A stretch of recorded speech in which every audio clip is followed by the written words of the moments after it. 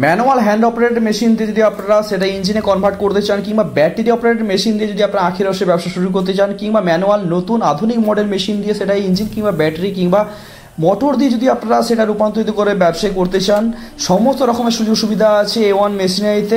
আপনারা যে মেশিনটা দেখতে পাচ্ছেন এটা হচ্ছে ইঞ্জিন অপারেটেড সবথেকে শক্তিশালী একটি মডেল হন্ডা ইঞ্জিন সহ আপনারা এই মেশিনটি পেয়ে যাবেন। খুব ভালো কোয়ালিটি মেশিন।